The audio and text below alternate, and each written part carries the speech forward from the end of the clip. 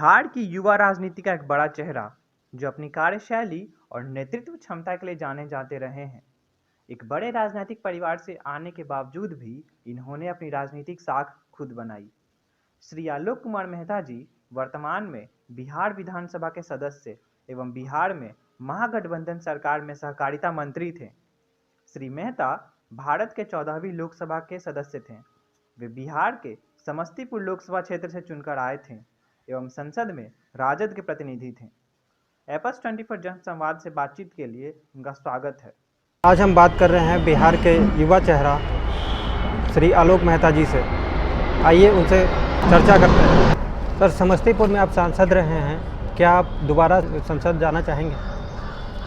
देखिए, संसद देश की सबसे बड़ी पंचायत है और किसी भी राजनीतिक व्यक्ति की यह ख्वाहिश होती है कि देश के सबसे बड़े पंचायत में जाएं। मुझे बहुत कम उम्र में इसका मौका मिला। हमारे नेता का हम पर विश्वास, जनता का हम पर विश्वास, ये सब एक ऐसा माहौल था कि हमें संसद में जाने का मौका मिला।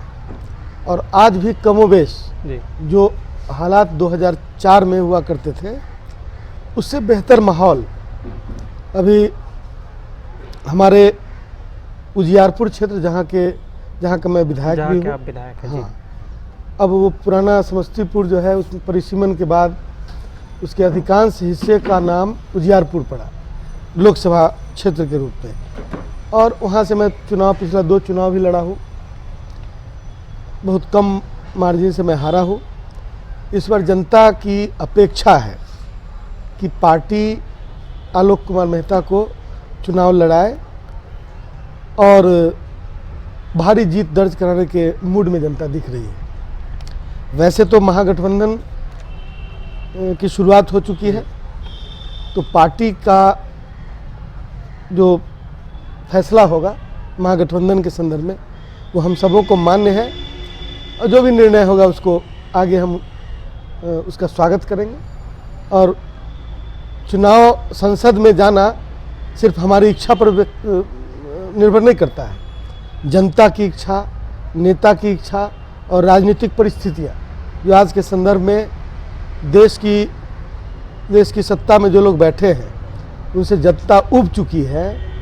अब उनको हटाने के लिए गठबंधन की आवश्यकता है। वो गठबंधन माननीय लालू प्रसाद जी के नेतृत्व में बिहार में बन रहा है, तो जनता भी स्वागत करेगी और हम लोग भी पार्टी के फैसले का स्वागत करेंगे।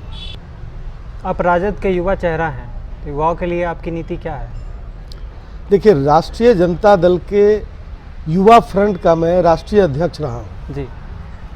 मैं युवा राजनीति से हमने अपनी शुरुआत की थी और मुझे याद है कि प्रदेश के संगठन सचिव, महासचिव, प्रदेश के अध्यक्ष, राष्ट्रीय सचिव, राष्ट्रीय महासचिव और तब राष्ट्रीय अध्यक्ष, मतलब सीढ़ी चढ़कर हमने युवा कमेटी, युवा जो फ्रंट है उसके विभिन्न आयामों को पार किया और मैं विभिन्न स्थानों पर रहा। अंतर्राष्ट्रीय युवा संगठन जो समाजवादी युवा संगठन है, तो उसके कई विश्व स्तरीय 115-110 देशों के समागम को मैं पार्टी की ओर से संबोधित कर चुका हूँ। तो यूथ एक्टिविटी हमारा पैशन है और मैं समझता हूँ कि मैं अब युवा नहीं हूँ, फिर भी अंदर का यूथ अभी भी जागृत है। मैंने संसद में सदस्य रहते हुए, लोकसभा के सदस्य रहते हुए, संसद के इतिहास में मैंने पहली बार राष्ट्रीय युवा आयोग के गठन के लिए प्राइवेट मेंबर बिल पेश किया था लोकसभा में। और उसके बाद बहुत सारे युवा संगठनों ने इसकी मांग की, उसका समर्थन किया। आज युवाओं का जो राजनीतिक पक्ष है उसकी पैरोकारी बहुत ईमानदारी से नहीं हो पा रही है। हमारे पार्टी में तेजस्वी प्रसाद यादव जी जो नेता प्रतिपक्ष हैं, उन्होंने युवाओं के इश्यूज़ को बहुत खूबसूरती के साथ उठाया है। माननीय लालू प्रसाद जी ने भी पिछली दफ़ा जो टिकटों का बंटवारा किया विधानसभा में, उसमें 60% से अधिक युवा थे। तो युवाओं के इश्यूज़ को एड्रेस करने के लिए सदन में युवाओं की उपस्थिति आवश्यक है और युवाओं की संख्या सदन में बढ़ रही है। मैं उस बात का पक्षधर हूँ, इस बात का पक्षधर नहीं हूँ कि सभी बुजुर्ग हट जाए। मैं चाहता हूँ कि एक अच्छा कॉम्बिनेशन बने जहाँ जोश और होश का समागम हो और देश एक संतुलित ढंग से हर वर्ग के लिए, हर तबके के लिए विकास की बात सोचते हुए आगे बढ़े। तो मैं समझता हूँ कि युवाओं के संदर्भ में हमारी पार्टी की सोच काफ़ी अच्छी है और युवा चेहरा बिहार के भविष्य के रूप में तेजस्वी प्रसाद यादव जी का सामने आया है। जनता ने हाथों हाथ लिया है।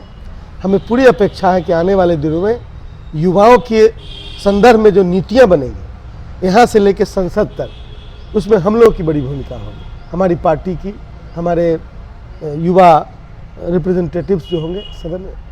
उसमें आप तेजस्वी की राजनीतिक शैली को कैसा मानते हैं?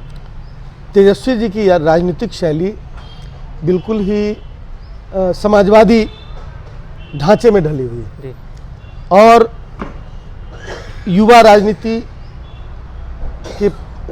की वकालत एक तरफ, दूसरी तरफ जो एक मैच्योर्ड पॉलिटिकल स्टैंड होना चाहिए जो अक्सर उस उम्र में लोगों को नहीं मिल पाता, वो तेजस्वी प्रसाद जी लेते हुए दिखते हैं।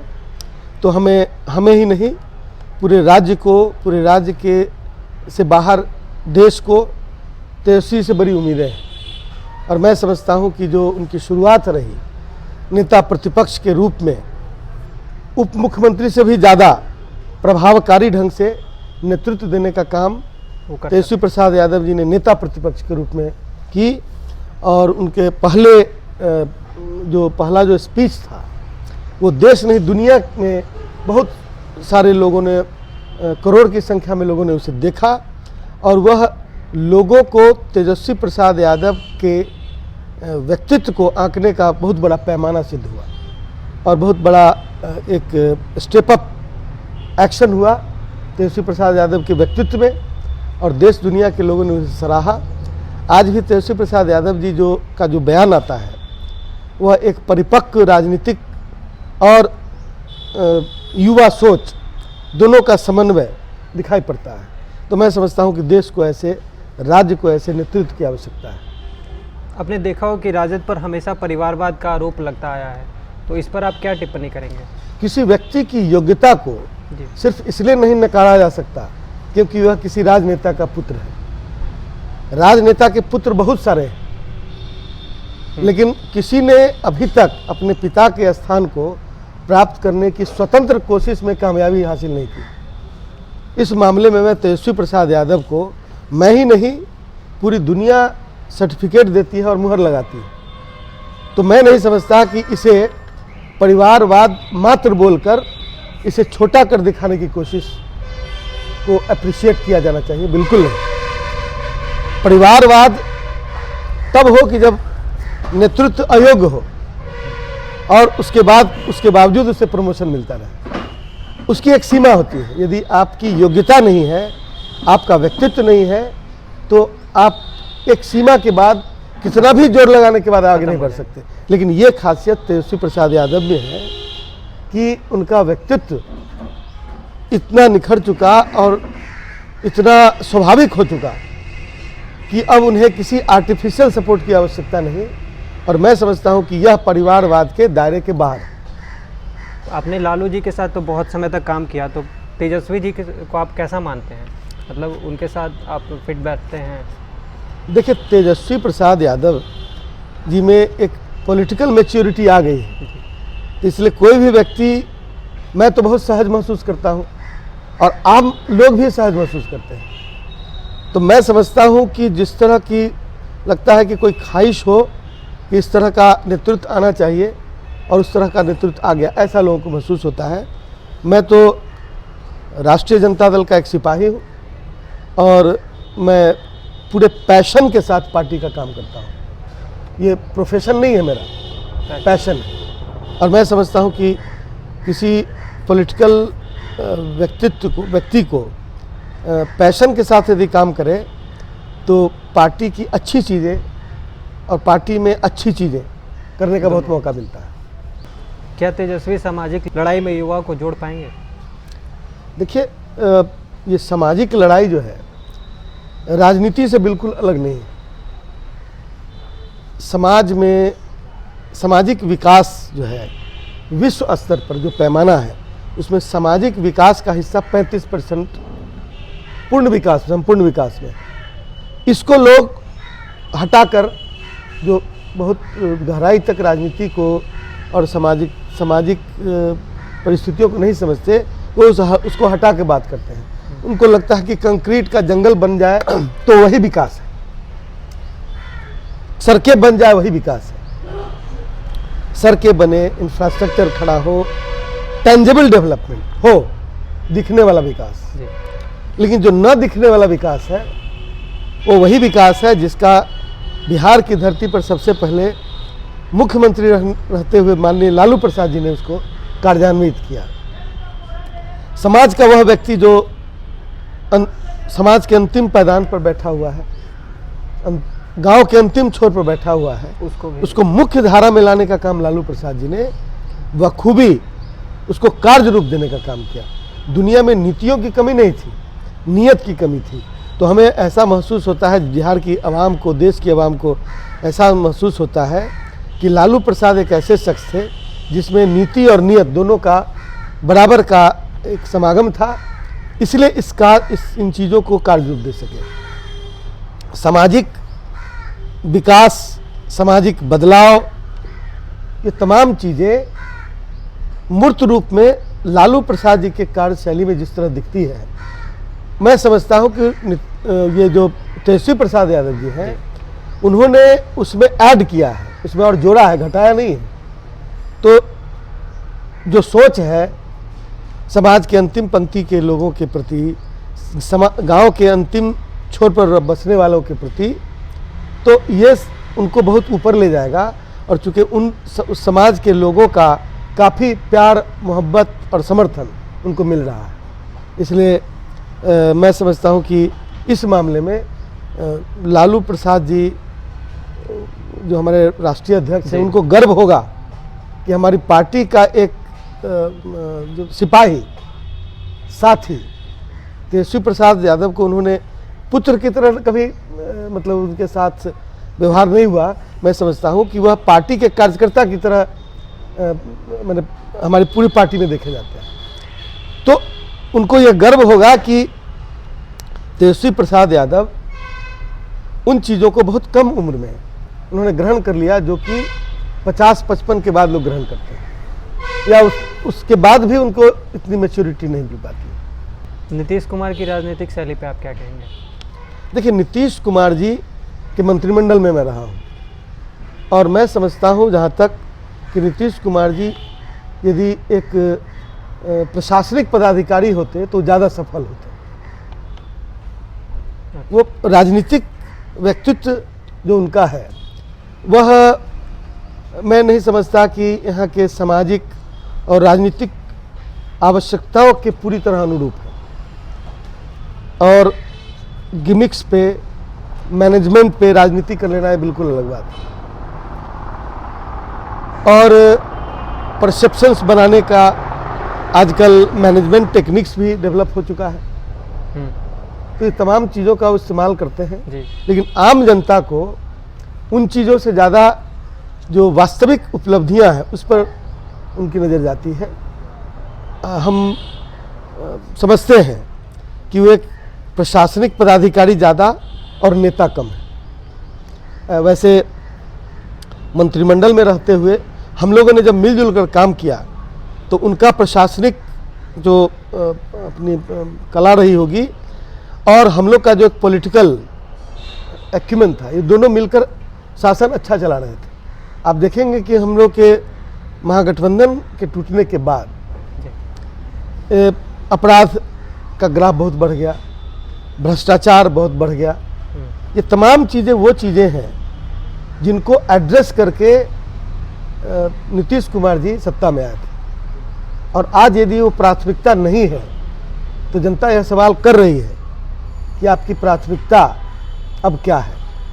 सिर्फ भाषणों में भ्रष्टाचार का उन्मूलन है, सिर्फ नोटबंदी, ये शराबबंदी भाषणों में है, ज़मीन पर तो नहीं दिख रही है। और बल्कि एक अलग तरह की इकोनॉमी विकसित हो गई बिहार में, और पहले से ज़्यादा शराब क्षेत्र के माफिया पहले से ज़्यादा खुश है। तो खुश है तो कुछ ना कुछ कारण होगा। यह उनकी खुशी ही बहुत कुछ बयान कर जाती है जनता के बीच में। तो जनता का असेसमेंट का पैमाना बिल्कुल जनता अपने पास रखती है। वो आपके चश्मे से आपको नहीं देखेगी, वो अपने चश्मे से आपको देखेगी। तो मैं समझता हूँ कि अब समय बहुत नज़दीक आ गया है। लोकसभा चुनाव, विधानसभा चुनाव का एक, मैं समझता हूँ कि शुरुआत होगी। उसका रिजल्ट रिपरकेट करेगा कि विधानसभा चुनाव में क्या होने जा रहा है। बीजेपी पर आप क्या कहेंगे? भारतीय जनता पार्टी के पास कोई तथ्यात्मक एजेंडा नहीं है। सिर्फ उनके पास जुमले, नारे, धार्मिक भावनाओं से प्रेरित कुछ इस तरह की बातें, मैंने न उनको टेंजेबल डेवलपमेंट में विश्वास है और न इंटेंजेबल डेवलपमेंट में विश्वास है। उनको जिसको जो विकास के नेगेटिव एलिमेंट है, जो टोटल डेवलपमेंट का जो नेगेटिव एलिमेंट है, जैसे आप कंक्रीट का जंगल बना दीजिए और गोरे काले का भेद हो, तो वह राज्य या राष्ट्र पूर्ण विकसित नहीं माना जाएगा। उसका 35% फैक्टर जो है पहले ही माइनस हो जाता है। उसी तरह से भारतीय जनता पार्टी एक तो पहले ही कुछ नहीं की, सारे वादे जुमले साबित हुए और जनता को धोखा देने के अलावा उन्होंने कुछ नहीं किया। जब कभी भी मूल आवश्यकताओं की तरफ ध्यान जाता है तो वो उनका ध्यान लेकर बॉर्डर पर हो रहे सर्जिकल स्ट्राइक पर ले जाते हैं या फिर अयोध्या में की गतिविधियों पर ले जाते हैं। सारे, मैं समझता हूँ कि सारे महकमे को उसमें लगा देते हैं। देश में पर कैपिटा इनकम का क्या हुआ, देश की अर्थव्यवस्था का क्या हुआ, भारतीय रिजर्व बैंक के गवर्नर ने क्यों इस्तीफा दिया, दो गवर्नर ने, और अर्थव्यवस्था नोटबंदी के बाद उसकी क्या स्थिति है, आम आदमी और छोटे व्यापारियों की क्या स्थिति है, ये मूल जो समस्याएं हैं जो देश को जो एक स्ट्रेंथ दे सकती है, टोटल प्रोडक्टिविटी को कंट्रीब्यूट कर सकती है, उनको एड्रेस करने के बजाय विभिन्न मीडिया सिस्टम को, सभी को नहीं कर रहे हैं, लेकिन उनको ये मजबूर किया जाता है दिन भर यह दिखाने के लिए कि धर्म संसद हुआ तो मंदिर बनाने की तैयारी हो रही है, तो कोर्ट का ये होगा। मतलब कि ये सारी चीज़ें जिसका विकास से कोई लेना देना नहीं है, उस तरफ जाकर केंद्रित हो जाती है।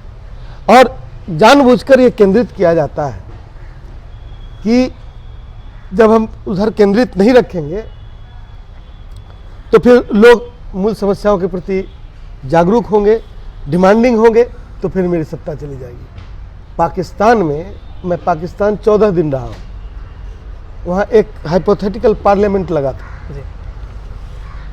भारत के लोकसभा के सदस्य रहते हुए मैंने भारत का रिप्रेजेंटेशन किया था, और मैं आपको बताता हूँ कि वहाँ जो गरीबी की स्थिति है वो बहुत, एक तरफ तो खरे महल है आसमान को छूने वाले, ठीक बगल में कई झोपड़ी जिसके छप्पर चूने वाले, माने ये स्थिति वहाँ बनी हुई है। ये स्थिति पहले से बनी हुई है, इसलिए वहाँ के लोग हिंदुस्तान से या किसी देश से हमेशा लड़ने की बात वहाँ के शासक करते हैं, ताकि लोगों का ध्यान बॉर्डर पर बना रहे, या तो डर से शासित हो या मजबूरियों में शासित हो। कमोबेश वही स्थिति इस देश की बनाने की कोशिश हो रही है कि आप हमेशा इसी में लगे रहिए कि पाकिस्तान क्या कर रहा है, और पाकिस्तान जो कर रहा है, इतने दिनों से बॉर्डर सुरक्षित था, भारतीय जनता पार्टी तो नहीं थी सत्ता में, माने ये सिर्फ डंका पीटा जा रहा है कि हम सर्जिकल स्ट्राइक कर रहे हैं, हम ये कर रहे हैं, वो कर रहे हैं, जितना कर रहे हैं उससे बहुत बढ़कर दिखा रहे हैं। ऐसा करके मूल समस्याओं से ध्यान हटाने की कोशिश हो रही है। तो यह एक बहुत ही, तो आपके अनुसार बीजेपी काम नहीं कर रही है? मेरे अनुसार पूरी तरह बीजेपी फेल है, और फेल्योर जो है उसको छिपाने की कोशिश और दूसरी तरफ ध्यान भटकाने की कोशिश, उन्मादी माहौल बनाने की कोशिश, जब मतलब गुजरात में चुनाव था, आपको याद होगा 2002 के लगभग जी। तो वहाँ पर दंगा फैलाया गया, है ना। ये दंगा जो फैलाया गया उसके बाद माहौल बिल्कुल उलट दिया गया। लेकिन मोदी जी को या देश के जो शासक वर्ग हैं उनको ये समझने की ज़रूरत है कि जनता अब काफ़ी जागरूक हो चुकी है। 2002 और अभी में 16 वर्षों का फ़र्क है। इस बार भी कोशिश की गई लेकिन जनता ने साथ नहीं दिया। कुछ चंद गुर्गे इस दंगा को बिहार के कई शहरों में फैलाने की कोशिश की है, आम जनता ने साथ नहीं दिया। तो आम जनता चूंकि इन बातों को समझने लगी है, इसलिए अब मोदी जी का ये टेक्निक फेल होने वाला है। लेकिन फिर भी मोदी जी जो हैं और उनकी पार्टी और उनके साथ जो संगठन के लोग हैं वो काफ़ी खिलाड़ी दिख रहे हैं, नई चीज़ों का इजाद कर सकते हैं अपने चुनाव जीतने के लिए। इसलिए हम देश की जनता, राज्य की जनता को सचेत करना चाहते हैं कि आप हमेशा सतर्क रहें, अफवाहों पर न जाएं और भारतीय जनता पार्टी के द्वारा जो और उनके पूरे कुनबे के द्वारा जो देश को बांटने, दुर्भावना फैलाने, जातीय और धार्मिक संघर्ष कराने की कोशिश हो रही है, उनको आप अपनी समझदारी से उसे नाकाम करें और देश में जनता की सरकार लाने का संकल्प लें। मोदी जी ने देश के जो 90%, जगदेव बाबू ने कहा था 100 में 90 शोषित है, 90 भाग हमारा है, 10 का शासन 90 पर नहीं चलेगा, नहीं चलेगा। तो ये जो 10 का शासन 90 पर चलाने की कोशिश हो रही है। हम किसी के विरुद्ध नहीं हैं, कोई सामाजिक और कोई संवैधानिक मापदंडों पर खरा उतरता है तो उसे रिजर्वेशन मिलना चाहिए जी। लेकिन उसके लिए हम संविधान बदल दें, संविधान में हम छेड़छाड़ कर दें सिर्फ तुष्टीकरण के लिए, सिर्फ एक चुनाव जीतने के लिए, तो मैं समझता हूं कि यह बहुत बड़ा मतलब अनर्थ भारतीय जनता पार्टी ने किया है। जब एक बार उन्होंने सीलिंग हटा दिया, 50% की सीलिंग होती थी रिजर्वेशन के मामले में, सारे जाति, सारे समाज के लोगों ने ये मान रखा था कि 50% से ज़्यादा हमें नहीं जाना है, रिजर्वेशन की बात इससे आगे नहीं कर रही है। तो आज जब आपने उस गेट को खोल दिया तो फिर जो बहुसंख्यक आबादी है देश की, उसके मन में भी जो इतने दिनों से दबी हुई जो उसकी प्यास है, उसका अधिकार का प्यास है, अधिकार की भूख है, उसके लिए मांगेगा और वो उस गेट से फिर बाहर निकल कर आवेगा। यदि आपने 10% किया तो बाकी 90% लोग, आबादी की गिनती जो जातीय आधार पर, वर्ग आधार पर जो किया गया है उसको आप रिवील कीजिए, उसकी आबादी के हिसाब से उसको न्याय दीजिए। अब लोग इस पर कहेंगे कि जातिवाद फैलाते हैं। मैं कहना चाहता हूं कि भारतीय जनता पार्टी और उसका पूरा कुनबा सबसे बड़ा जातिवादी है और सबसे बड़ा अधार्मिक है। मतलब कि जब अन्याय हुआ जातीय आधार पर तो स्वाभाविक है मांग जो उसका न्याय मिलना चाहिए वो जातीय आधार पर ही मिलना चाहिए। इस बात की मांग करने वाला जातिवादी हो गया। समाज का, मुसहर समाज का कोई व्यक्ति सदियों से उपेक्षा का शिकार रहा, सामाजिक उपेक्षा का, आर्थिक उपेक्षा का तो रहा ही, सामाजिक उपेक्षा का भी। तो क्या न्याय देते समय हम एक सवर्ण साथी जिसका भरा पूरा परिवार हो या गरीब भी हो तो दोनों को बराबर न्याय मिलना चाहिए क्या? तो ये मैंने ये जो विशेष मतलब अपॉर्चुनिटी, इक्वल अपॉर्चुनिटी नहीं, स्पेशल हो गया ये। हाँ, मैंने संविधान में प्रावधानित था कि, और समाजवादियों के द्वारा ये बात, इन बातों का काफ़ी उस समय उल्लेख हुआ करता था, उस पर काम करते थे लोग, कि जो विशेष अवसर का सिद्धांत प्रतिपादित किया गया था कि जिनको अवसर नहीं मिला, अवसर नहीं मिलने के चलते उनके बाल बच्चे आज भी खेत में, कम उम्र के बच्चे मतलब काम कर रहे हैं, चूहा पकड़ कर खा रहे हैं, मछली मार कर खा रहे हैं, तो वैसे लोगों की तुलना हम आज इक्वल अपॉर्चुनिटी की बात करें, एक व्यक्ति यहाँ खड़ा है, एक व्यक्ति यहाँ खड़ा है, दोनों को हम इक्वल अपॉर्चुनिटी देंगे तो ये डिफरेंस का क्या होगा, जो इतना बड़ा गैप है। तो इस गैप को बनाए रखने बल्कि उसको और बढ़ाने की कोशिश भारतीय जनता पार्टी की है। और भारतीय जनता पार्टी बिना किसी सोच समझ के बल्कि उन्मादी ढंग से उसने यह कदम उठाया और देश में जो स्थापित संवैधानिक व्यवस्था बाबा साहब भीमराव अंबेडकर ही नहीं, संविधान सभा में बहुत सारे सदस्य थे, उन सब के द्वारा स्थापित जो व्यवस्था थी उसको छेड़छाड़ करके, उसको तोड़ मरोड़ करके और देश जो पुरानी पोंगापंथी व्यवस्था को लागू करना चाहती है, इसलिए जनता उनको इस बार अस्वीकार करेगी। आपके अनुसार इसमें क्या करना चाहिए? जो जातियों की आबादी के हिसाब से जनगणना हुई थी, तो जब आप देना ही चाहते हैं इक्वल अपॉर्चुनिटी, तो आप उस जातीय जनगणना को रिवील करें और जिसकी जितनी आबादी उनको उतना आरक्षण दे दीजिए, उनको उतना अधिकार दे दीजिए, क्योंकि डेमोक्रेसी में आबादी का मायने मतलब है। हाँ। कोई गुरेज नहीं, हम किसी का विरोध नहीं कर रहे हैं, लेकिन आबादी के अनुसार ही सारी चीजें होती हैं डेमोक्रेसी में। यदि इक्वल अपॉर्चुनिटी की आप बात करते हैं तो दीजिए इक्वल अपॉर्चुनिटी सबको पॉपुलेशन के हिसाब से। और यदि मतलब जो विशेष अवसर के सिद्धांत हैं जो कि एक स्थापित समाजवादी संवैधानिक व्यवस्था थी, उसको आप ऐसा करके छेड़छाड़ कर रहे हैं, तोड़ मरोड़ कर रहे हैं, तो यह बिल्कुल ही बर्दाश्त नहीं होगा। देश की जनता, राज्य की जनता इन चीज़ों को देख रही है और जनता को मतलब सबक सिखाने का मौका वोट का समय होता है, वोट का समय आ गया है। तो फिर भारतीय जनता पार्टी हो या नीतीश कुमार जी हो, सबको इन बात पर मतलब अब मैं क्या कहूँगा कि गौर करना चाहिए। अब समय खत्म हो गया, सारी विसंगतियां जनता के सामने आ गई हैं। अब जनता को फैसला लेना है, जनता फैसला लेने के बोर्ड में। आपकी पार्टी कुशवाहा समाज को जोड़ने के लिए क्या रणनीति अपना रही है या कर रही है? देखिए, हमारी पार्टी सभी समाज को जोड़ने में विश्वास रखती है जी, जिसमें कुशवाहा भी शामिल है। बिल्कुल। तो हमारी पार्टी मैंने हमारी पार्टी पर आरोप लगाया जाता था कि हमारी पार्टी जातीय सम्मेलन करती है, यही लोग आरोप लगाते थे, जो आज अपने सरकारी आवास में भी जातीय सम्मेलन कर रहे हैं।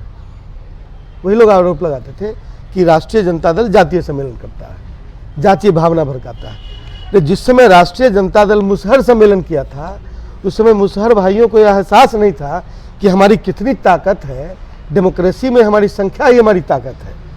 तो उनकी संख्या का एहसास कराने के लिए लालू प्रसाद जी ने शुरू के दिनों में जितनी छोटी छोटी जातियाँ थी सबको जोड़ लिया। सब आते थे, उनसे मिलते थे, उसका सम्मेलन करके उनको बुलाते थे, स्वागत करते थे। और चूंकि उन्होंने समाज के सभी वर्गों के लिए काम किया था, इसलिए उनका आशीर्वाद उनको मिलता था। तो उसको जातिवाद का नाम देना यह बेमानी।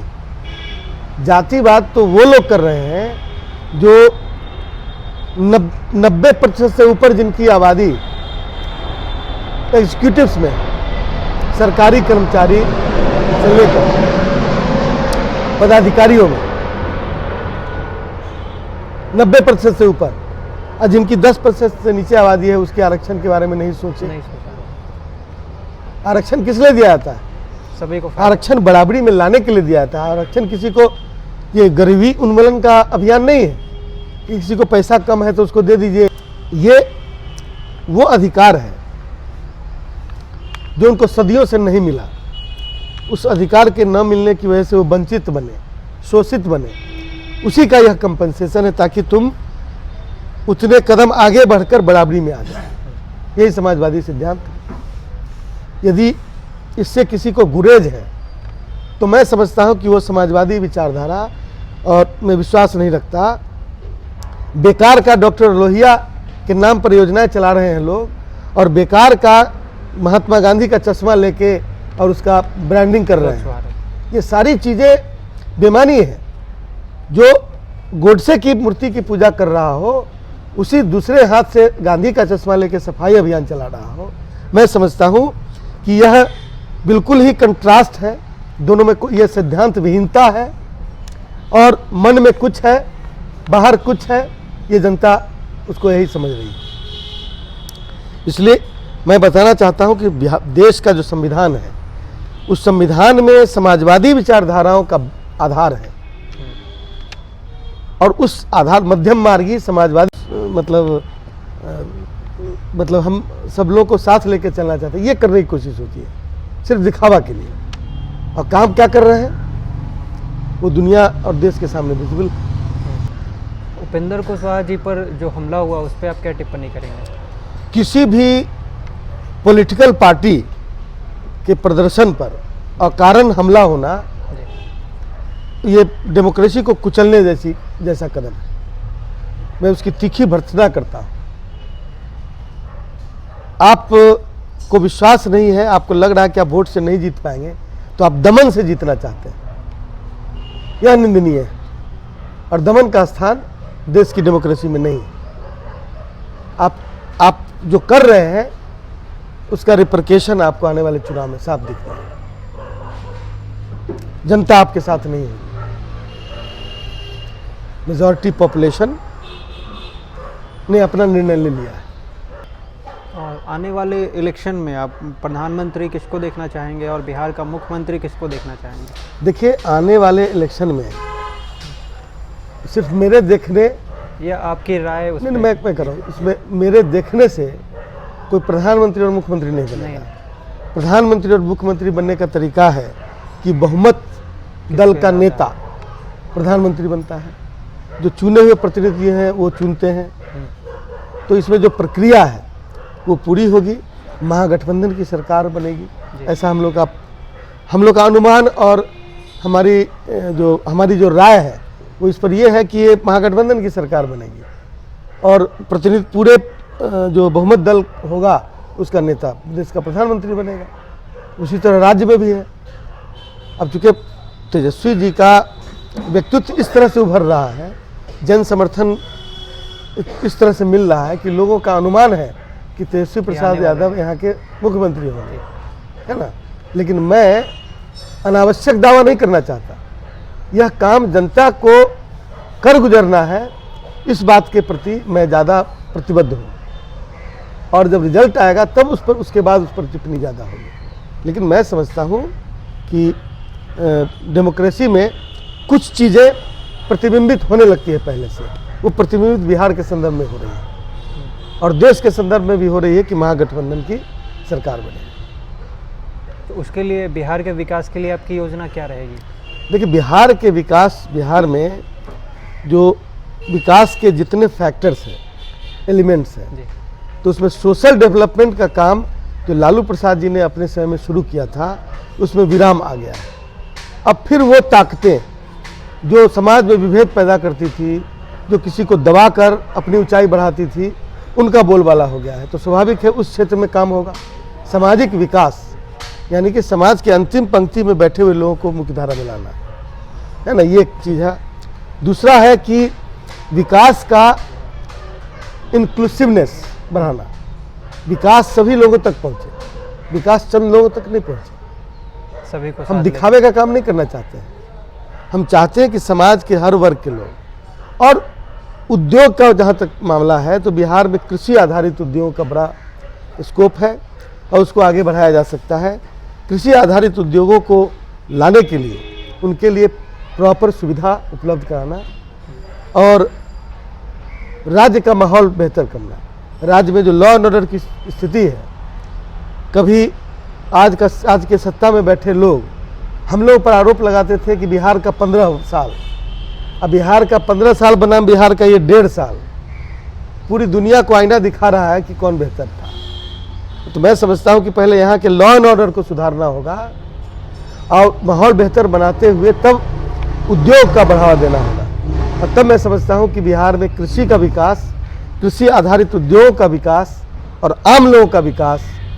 कृषि आधारित उद्योग के विकास से यह होगा कि जो कृषक हैं उनको उचित मूल्य मिल पाएगा और बिहार में इनफ्लो ऑफ इकोनॉमी, दूसरे राज्यों से पैसा बिहार में आना शुरू होगा, तब बिहार की समृद्धि बढ़ेगी।